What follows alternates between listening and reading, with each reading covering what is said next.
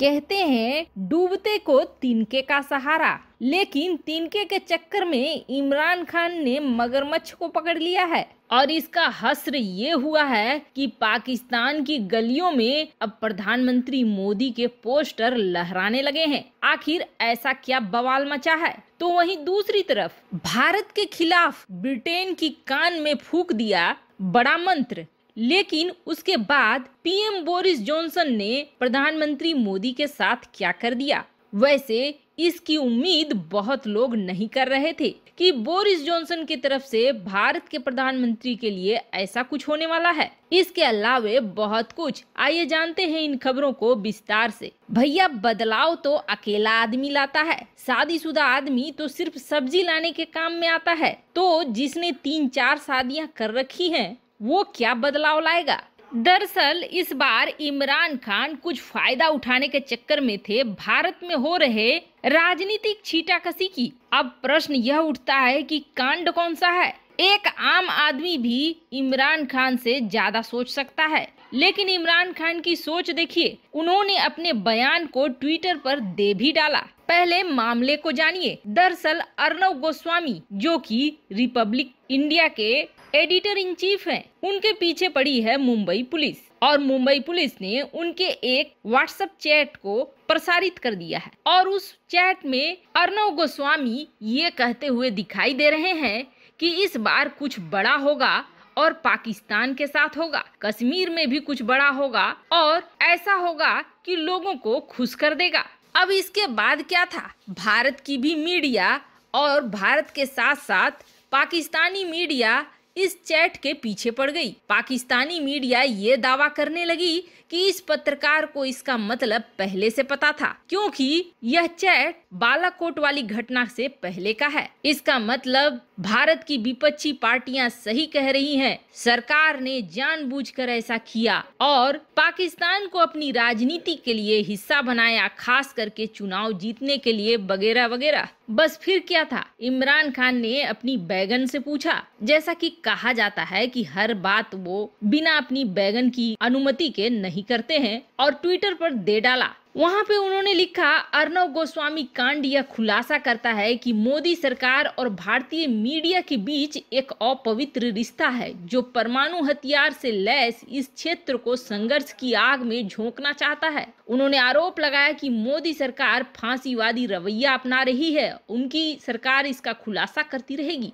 इमरान ने दुनिया भर से मांग की कि वो भारत को सैन्य एजेंडे से रोके, नहीं तो मोदी सरकार पूरे इलाके को ऐसे संकट में डाल देगी जिसे नियंत्रित नहीं किया जा सकता है। जम्मू कश्मीर में जो खुद आतंकवादियों को भेजता है, वह अब भारत पर आतंकवाद को बढ़ाने का आरोप लगा रहा है। लेकिन कोई इमरान खान को ये समझाए कि यह बात सिर्फ अर्नब गोस्वामी को नहीं पता थी, बल्कि भारत के लगभग आधा से ज्यादा लोगों को पता थी, क्योंकि पुलवामा के बाद उसका बदला भारतीय सरकार लेगी ही लेगी, ये सब जानते थे। चैट पर अर्नब ने जो लिख दिया उसको भले ही तोड़ मरोड़ कर पेश किया जा रहा हो, लेकिन सच्चाई ये है कि पुलवामा के बाद पूरी दुनिया को ये पता था कि भारत इसके बदले में कुछ बड़ा तो जरूर करेगा, और वैसा ही हुआ भी। और जहाँ तक कश्मीर की बात है, तो जैसे ही मोदी सरकार आई थी, आधे से ज्यादा भारतीयों को यह यकीन हो गया था कि कश्मीर की समस्या भी इस बार सॉल्व होनी ही होनी है। ऐसे में ये कोई ऐसी बातें नहीं है सरकार किसी खास को कान में फूके,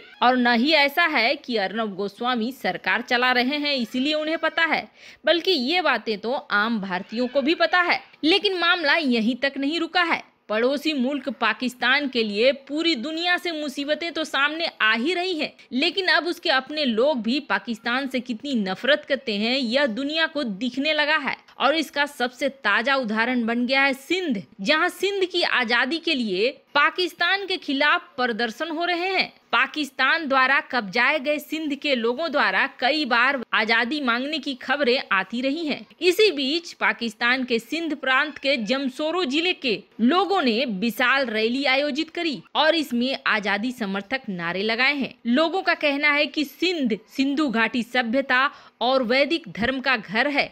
जिसे ब्रिटिश साम्राज्य द्वारा अवैध रूप से कब्जा कर लिया गया और 1947 में पाकिस्तान के इस्लामी हाथों में सौंप दिया गया, जो कि हमें मंजूर नहीं है। इन प्रदर्शनकारियों ने इस दौरान जो हरकत करी है वह दुनिया को जरूर चौंका रही है और खासकर पाकिस्तान को तो और भी ज्यादा। वैसे सिंध की आजादी की मांग भारत में भी उठती रही है और सिंध में भी उठती रही है, लेकिन अब सिंध में जो रैली निकल रही है उस रैली में पीएम मोदी के पोस्टर लग रहे हैं और उन पोस्टरों में पीएम मोदी से यह मांग की जा रही है कि वो समर्थन करें, साथ दें सिंध को आजाद कराने में। इसका मतलब है कि पाक के लिए अब दूसरी बार उनके देश के टूटने का समय आ गया है। एक तरफ जहां बलूच में उपद्रव मचा हुआ है तो वहीं दूसरी तरफ सिंध। आपको बता दें बलूचिस्तान में भी मांग उठ रही है भारत की मदद की और उसके बाद अब सिंध में भी बगावत उतर गई है, पाक के खिलाफ बगावत उतर आई है और मोदी के प्रति प्रेम उतर आया है, जो कि पाकिस्तान से अलग होने के संकेत दे रहा है। यानी कि पाकिस्तान अब अपने ही लोगों द्वारा खत्म हो रहा है